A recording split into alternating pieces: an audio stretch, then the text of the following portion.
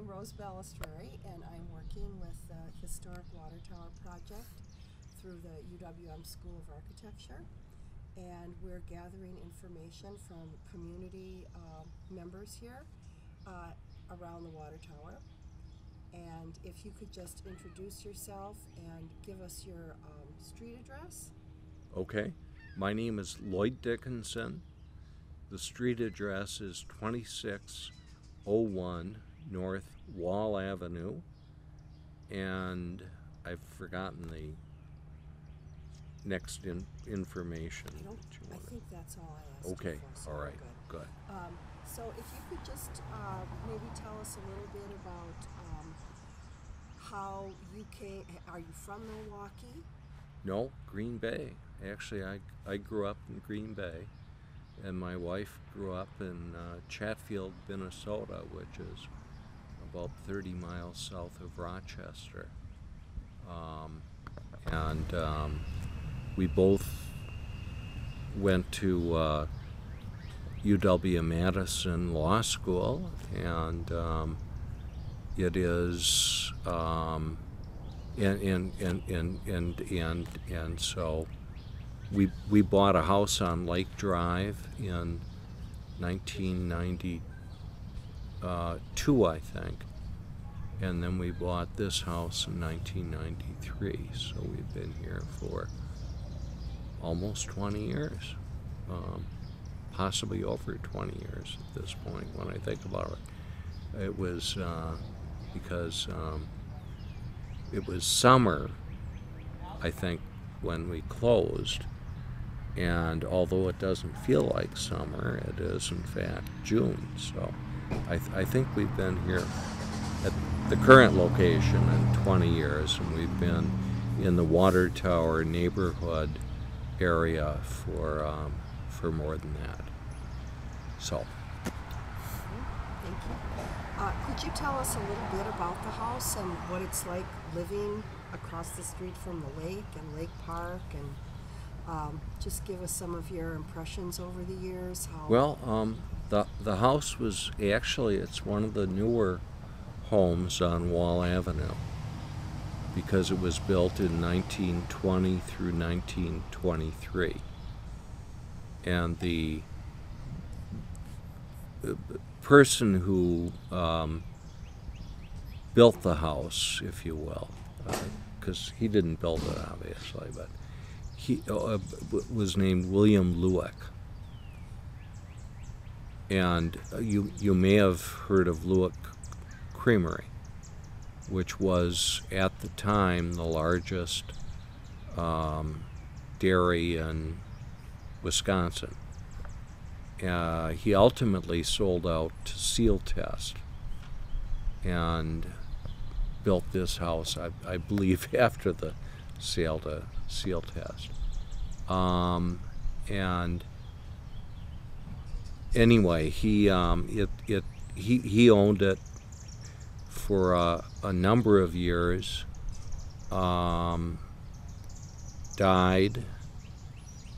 The house was then sold to Dr. Egan, who owned it for, I'm not sure, as many or more years than we have, although I've got to go back and look. I think at this point we've owned the house longer than anyone. And then it went through a series of owners before it was purchased by us. We bought it after it had been on the market for a year with no offers, and the reason being the upkeep on the house is enormous, and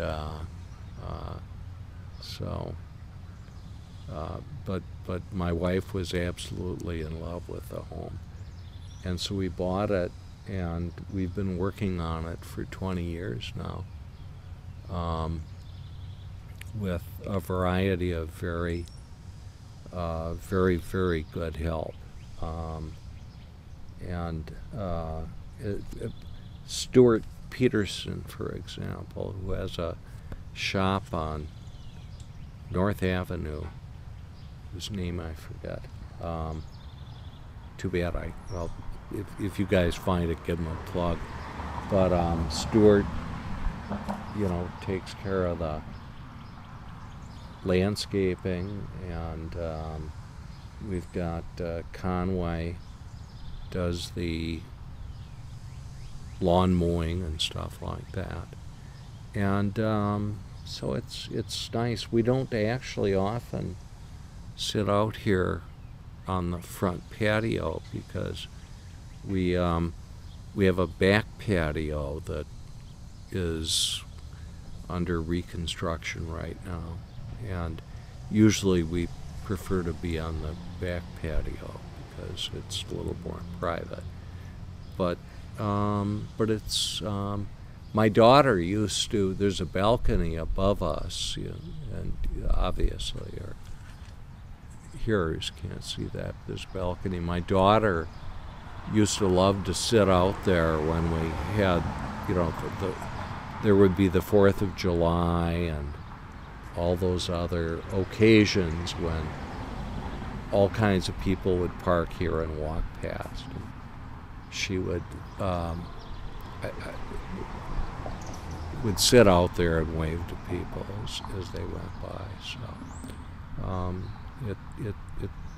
it's a great home. It's not easy to live in, though, because it's not insulated, for example.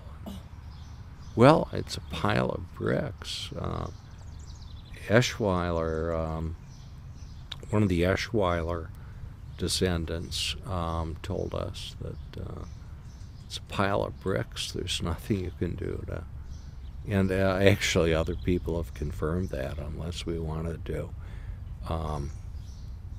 do the interior by putting in insulation in the form of new walls, that there simply wouldn't be any way to cut down the heating costs. So it's... Was this designed by Eschweiler? No, it was designed by That's why he called it Phillips and Brust.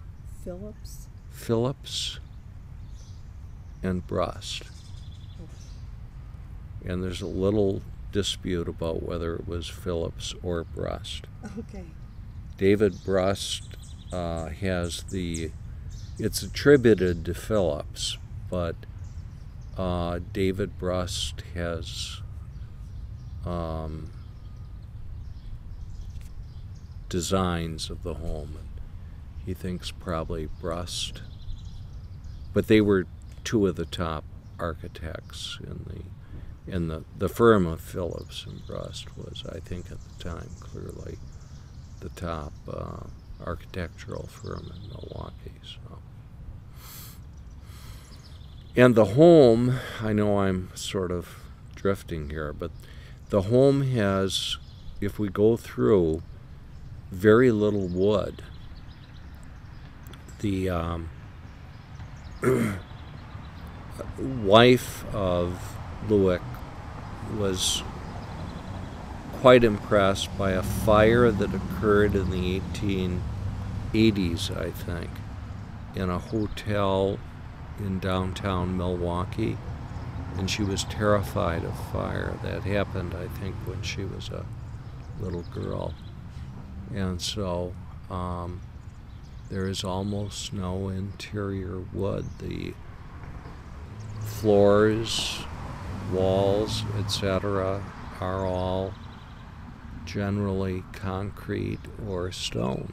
And so, but it's circling back to what it's like. It's nice to sit out and look out on Lake Michigan, and those windows up there are my office at this point. I retired from Foley and Lardner in January, and although that's been my office for quite a while for other stuff, I can sit up there and look out over Lake Michigan, and it is beautiful, beautiful place to be. So. So how do you heat the house? We have gas heat. We've put in, I think, 2 different high efficiency furnaces. I mean, successively. We put in what was at the time state of the art gas efficiency furnace in shortly after we moved in, and then we put another one in about 10 or 12 years later, and that's probably not state of the art anymore, but it was at the time. And we have radiator heat, so probably not. We don't have. Well, anyway, I haven't investigated it in a long time. So. If it's working, why bother? Well, there's as Eschweiler said, you're not going to be able to keep your heat bills down. The house is not and cannot be insulated. That would be the only way to do it. So. Do you have fireplaces? We have 4, yeah. And when we have events, we usually use 2 of them, sometimes 3. And there's a 4th in my office that I've never really used. So. But my office was originally the Lewick's breakfast room.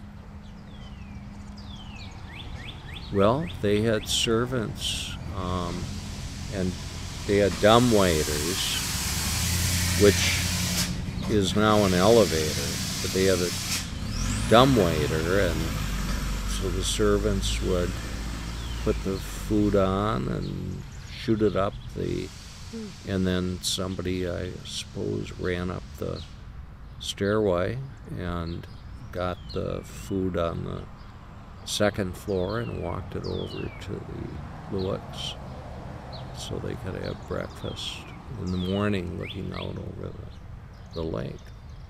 So the birch tree didn't exist at the time. So.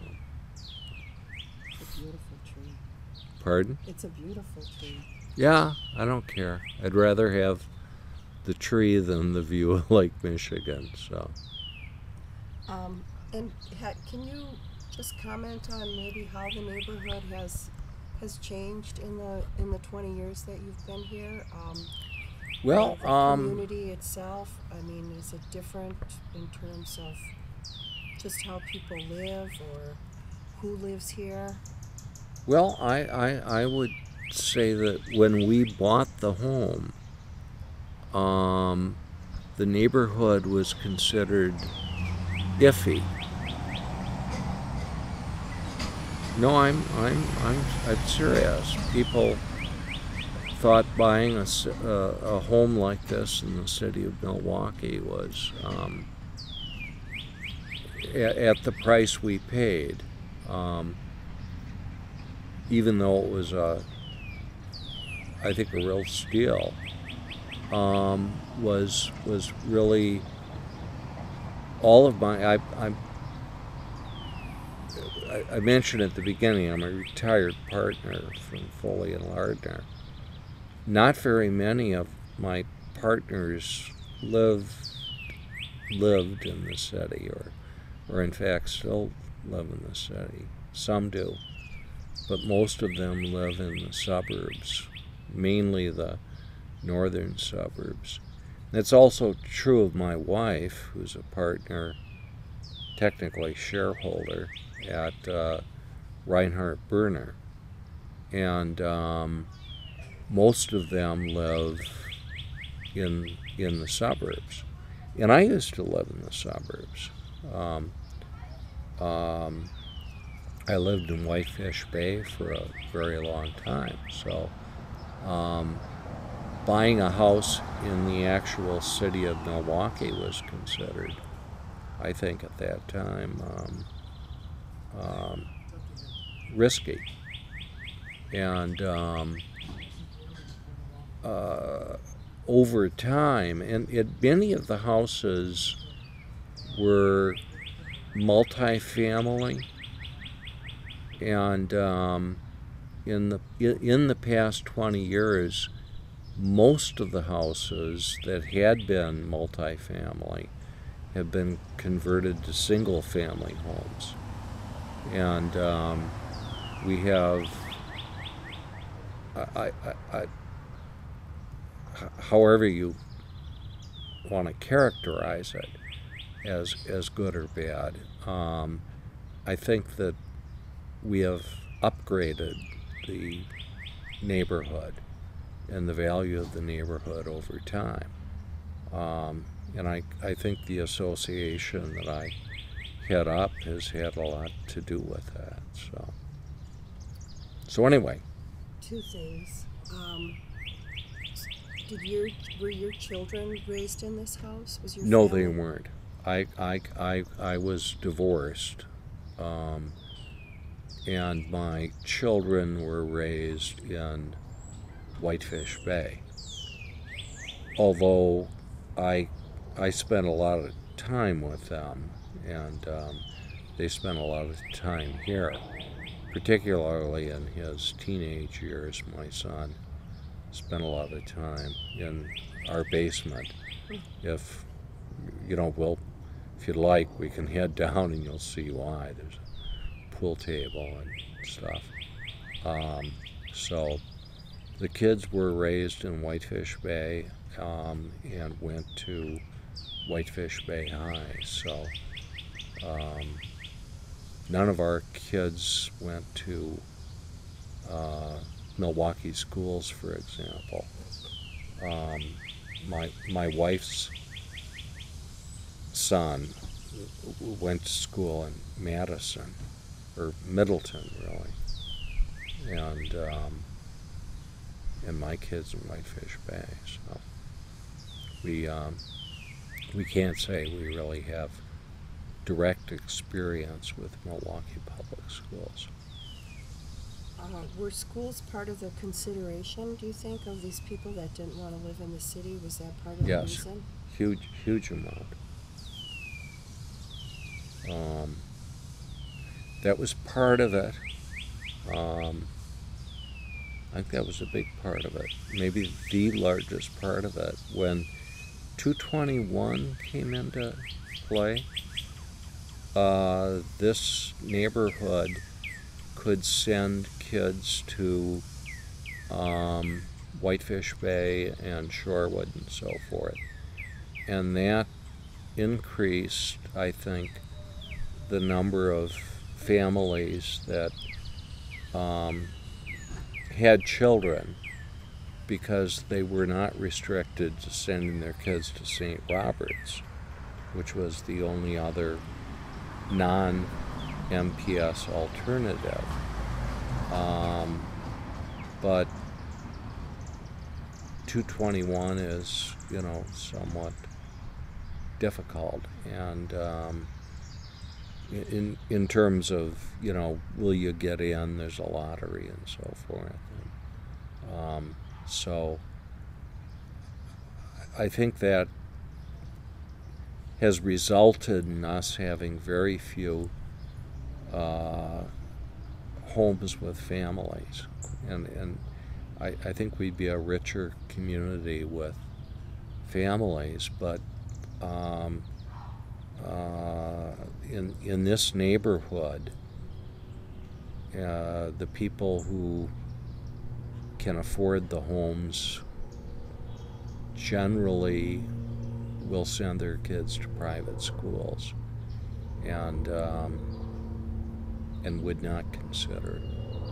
Now, our current alderman, for example, went to Riverside High School. His mother happens to be our membership chairman. Could you tell me about your association a little bit? I mean, I don't want Sure. to cut you off, Yeah. But I want to make sure that you talk about the association I as will. well. I will. But I was just going to say that Yeah. he went to Riverside. I met her when he had just been accepted to Harvard. And so, he graduated from Riverside and went on to Harvard and is now the alderman. And we're all very proud of him. So it it's possible to get through MPS and get a good education, but it's getting, I think, harder and harder, particularly with what's going on right now in the legislature and the budgets and so forth. So anyway, but I know you don't want my political leanings to come out here. So at any rate, but I can talk about the association if you'd like. That, and also I just wondered why the multi-family homes were being converted back to single-family homes. I mean, I would think that property taxes, and wouldn't it be, I don't understand this stuff very well, so I'm just curious about, I would think it'd be more expensive. It is. Yeah. Yeah. But, well, I think the Barry residents, if you don't have Jim Barry on your list of people to interview, he would be a terrific person to talk to. I'll get his information. Okay. He's president of a major real estate company here in town and lives down the block. Well, maybe 2 blocks away. And I think his home was originally a 3-family, or at least was a 3-family home when he bought it, and he converted it back to a single-family home. And I guess what the philosophy is that we'd like that a neighborhood is more conducive to people owning their own homes and staying there for extended periods of time, and getting to know each other as neighbors. Whereas if you have a multi-family residence, realistically, people are going to be there for a year or 2 and they're going to leave, and it isn't quite as good in terms of contributing to a neighborhood where you get to know the people over time, and you have connections of one sort or other to each other. So that is why I felt that having homes converted from multifamily to single family, or converted back, because after all, they didn't start out as multifamily. This was at one time the premier area. It was the River Hills of Milwaukee at the turn of the 19th century. And so the conversion of homes from multifamily to single family was really just a reconversion back to what it was before. And I think it has helped us improve the area, because people stay longer and have more of a commitment to the neighborhood. I think if you have a property which is essentially a rental property and the tenants are you know, don't have that same commitment, then you aren't going to have as cohesive a.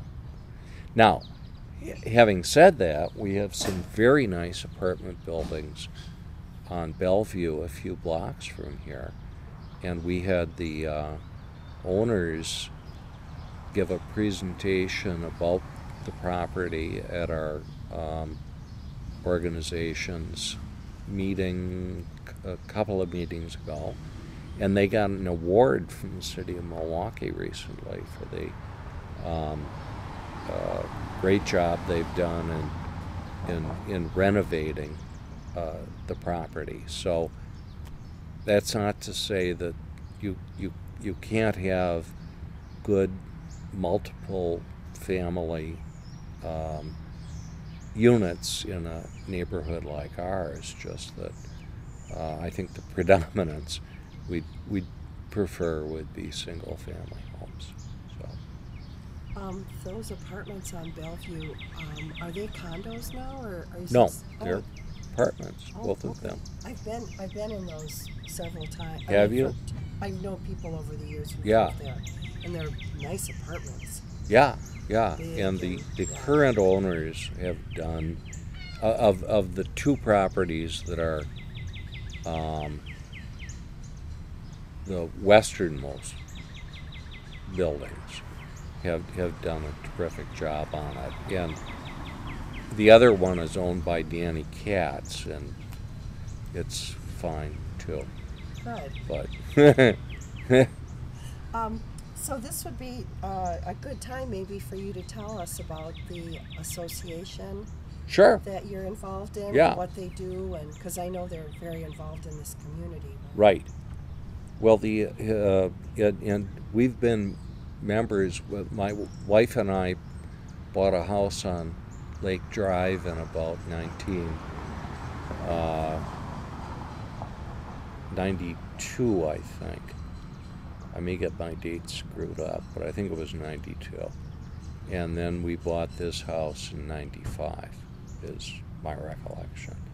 But we joined what was then the Historic Water Tower Trust. And they were,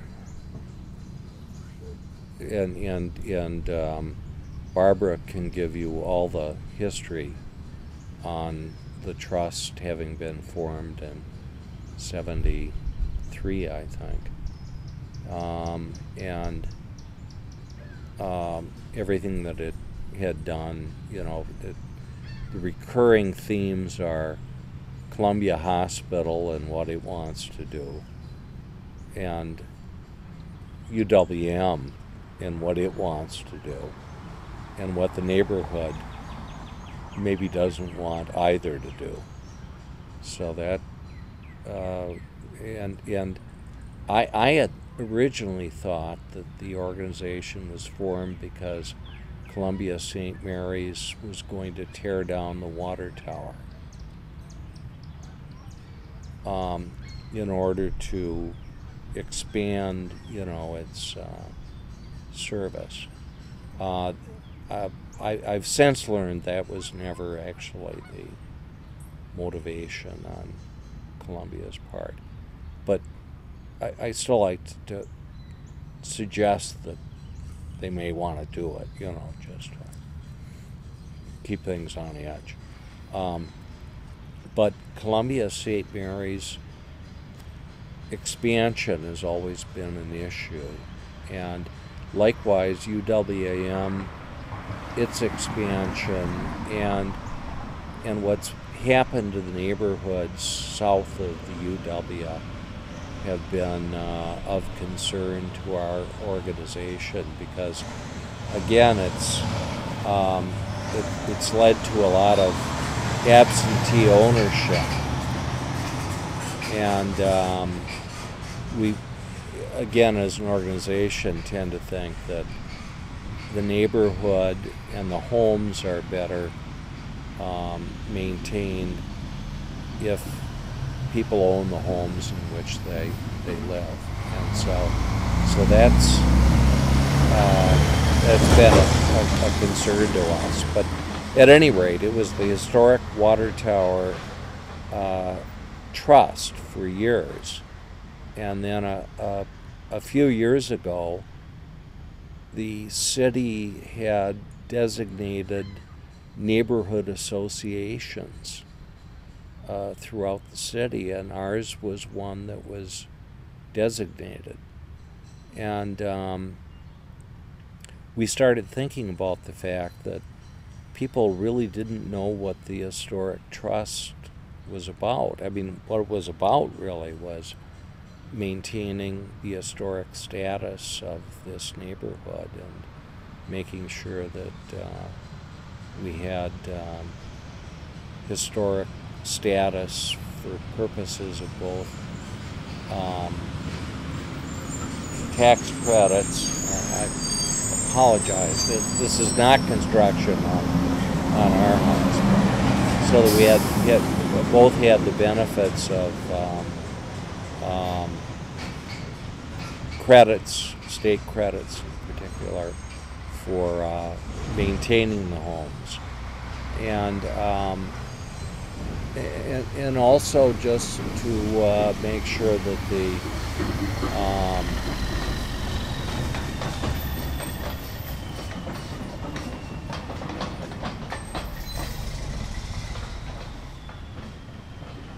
is it parking here?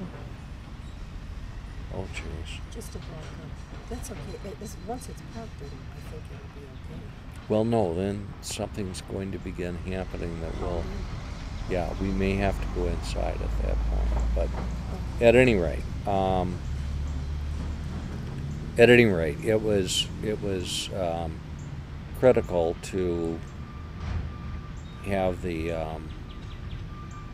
neighborhood continued to be recognized as an historical district, and to have a group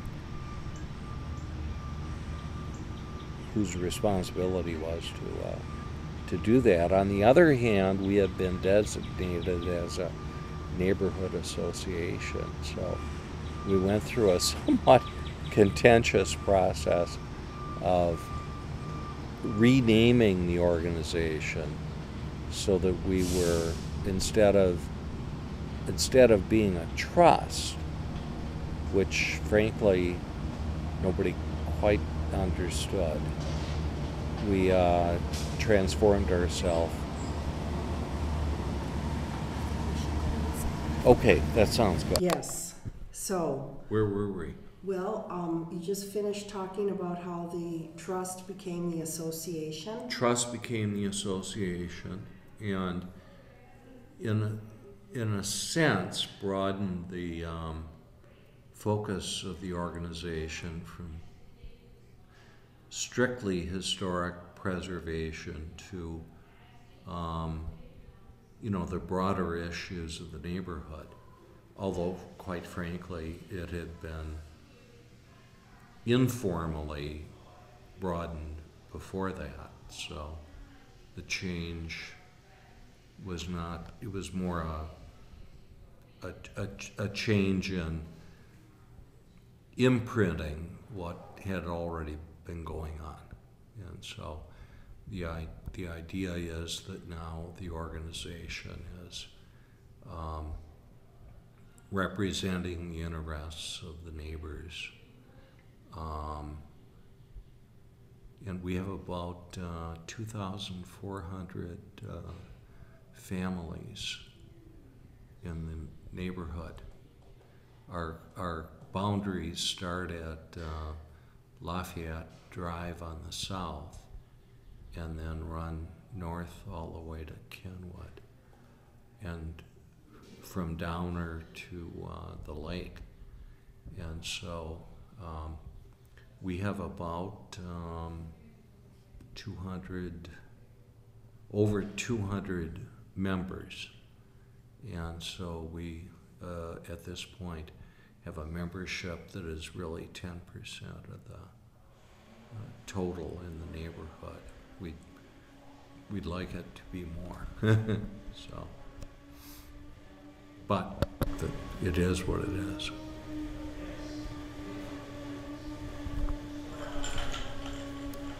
okay, don't worry. Do you have, could you think of any memories, specific sort of anecdotes that you associate with this neighborhood or this house? I mean, I know that's a very general question, but anything that particularly stands out to you from living here Well, that, you know, seems specific okay. to being here? Well, I guess I could start out just with this house. One of many interesting points is that this was not originally located here, or at least it wasn't the first house here. As I indicated, it's one of the newer houses, having been built in 1920. Took 20 through 23 to build the house. The White House on the corner of, on the northeast corner of Bellevue and Terrace was originally on this site. The builder of this house, the owner, Lewick, had that house moved from this site to the site on Terrace in Bellevue. And if you, when you leave, if you want to take a look, you can imagine what a project that was. And so he built this house, and then the house next door to us, which is much larger than it looks, was built for his daughter and his daughter's family. So from a personal perspective, we think that's rather interesting. But other than that, I mean, there have been, you know, some battles over the years with things that went on or didn't go on Downer. There were the garage where Associated Bank is located was not popular, and I think deservedly so. We had a real battle with the Wisconsin WITS, W-I-T-S. It's the boys' school on Lake Drive. The neighbors felt it was, you know, going to be too intrusive, and there was when they wanted to do an expansion of the school, and there was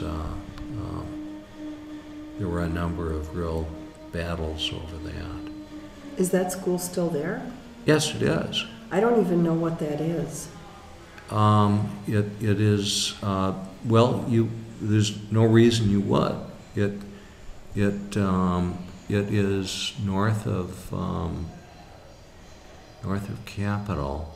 On Lake Drive. On Lake Drive on the lakeside.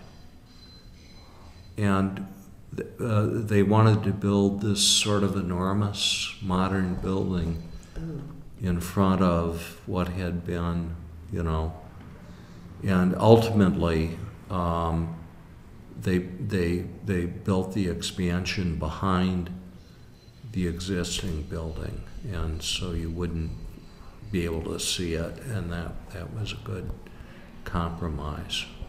But it's a Jewish boys' school, and most of the kids came from New York, as far as I can tell. But it was a very sort of bitter. And then we had a little contention over the lighthouse, which actually the lighthouse was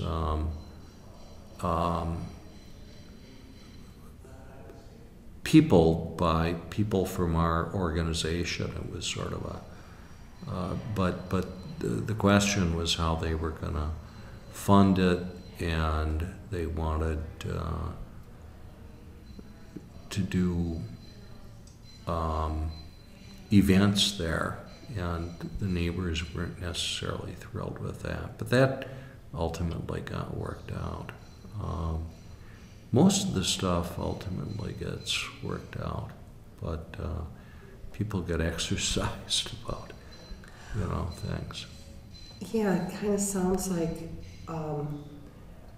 people just feel, I mean, everybody has a different, not everybody, but people have different expectations or takes on what should be happening and how to use like certain spaces or buildings, and then you have to figure out a compromise or say, no, this isn't going to work for this, you don't need it for that. I mean, Yeah. with Lake Park. Or sometimes they say, yes, we don't really care what you think. Yeah. This is what about happen. the park? What about Lake Park and all the different, that's really changed a lot. I mean, It has, and again, there are different views on whether the change has been good or not. I think most of us think it is very good, and quite frankly, the Sheriff's Department and the Milwaukee Police Department have been very, very good in getting on top of things. We had problems for, let's say, the first year Bradford first expanded its offerings, if you will. And we met with the police department and the sheriff's department, and they really stepped to the plate, and I think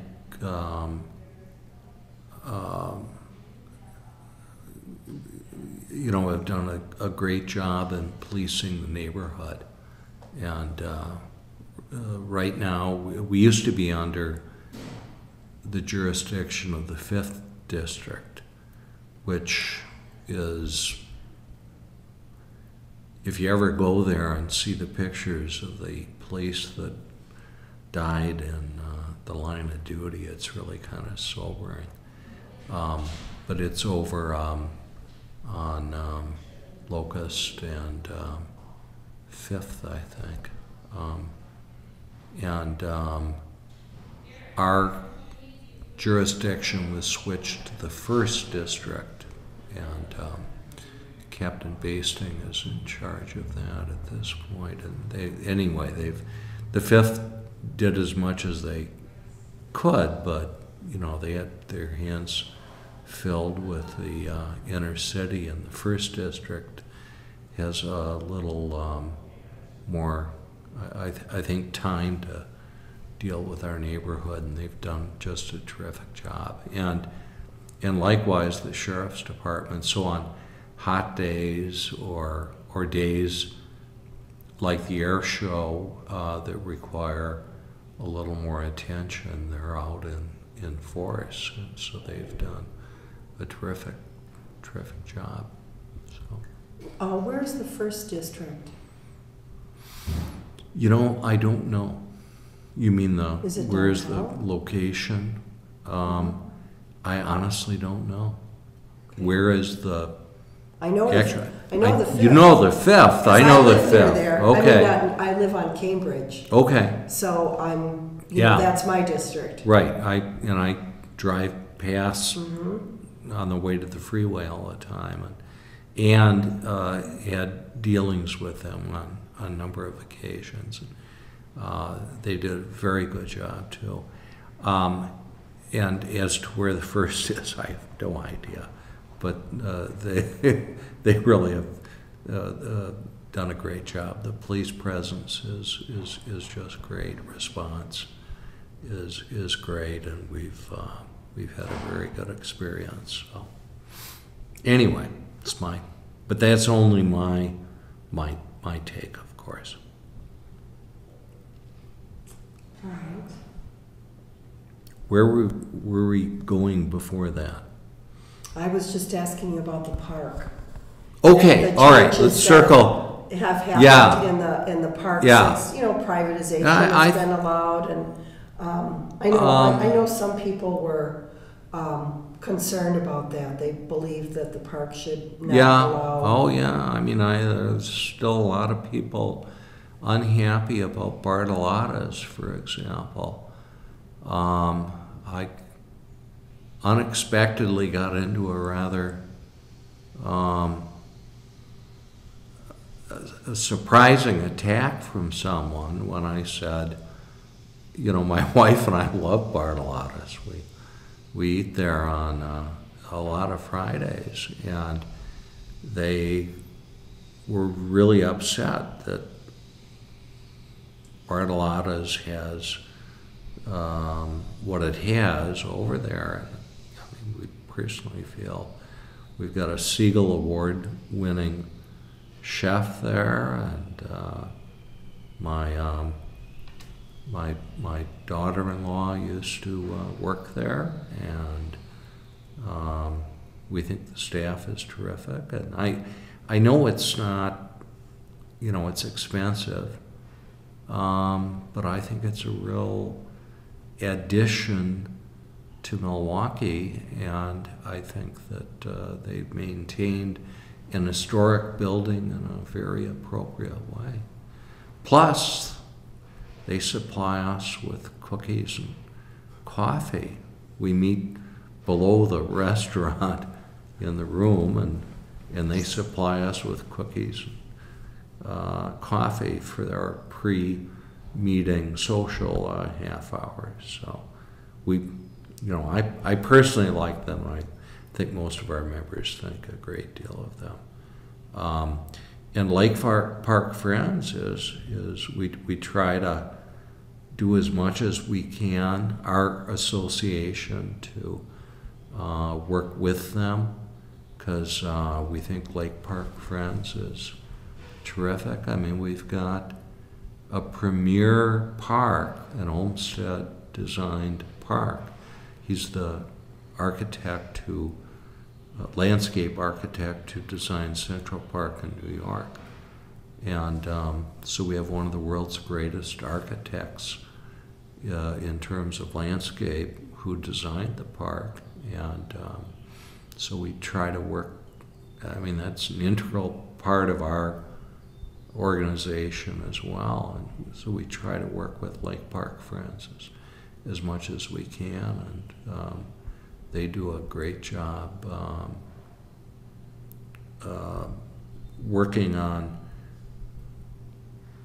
aspects of the park that they can. For example, they did, you probably saw the waterfall, and they completely funded that. So it's one of many things they've done. So having Lake Park as technically it's part of our boundaries, but we really defer to Lake Park Friends in terms of anything that's going on there, because we feel they're more directly involved with it.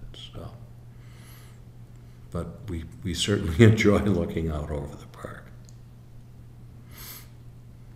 And the Altera, that's nice. Oh, isn't that terrific? I mean, not just did they take a facility that had been a pumping station for the waterworks, which was no longer in use and abandoned, and converted it to a really friendly coffee vending facility. But you know, they've expanded it now to have things like opera in the park, and it adds so much, I think, to the ambiance and culture of the neighborhood that it's really a terrific addition to the neighborhood. That's the sort of thing we'd like to see. It's just like Pizza Man rising out of the ashes and resurrecting itself on Downer. I think that's going to help, by the way, both Hollander and Via as well, because they say a concentration of restaurants like that really feeds on each other. So I think that's terrific. When my kids were growing up, that was our favorite place to take them, because Kristen and I could have really good wine. As you may know, they had the best wine cellar in Milwaukee, and the pizzas were terrific, and so it was a good combination of sort of a family-friendly restaurant. So we're really looking forward to having that back in the neighborhood, and we'd like to see Downer Avenue generally pick up again, because it is such a central part of the neighborhood, even though it's not in our boundaries. The district is so important to this neighborhood because there's so few places, I think, in the country where you can walk to restaurants and theaters, and we have this terrific bookstore at Boswell's, and you know, so many other shops on Downer Avenue that it's unfortunate there are so many vacant spaces there. I'd really love to see them get filled up with really nice shops, and the ones that we've got there are just great, and want to see them prosper. So, well, maybe we should stop here. okay, that's fine.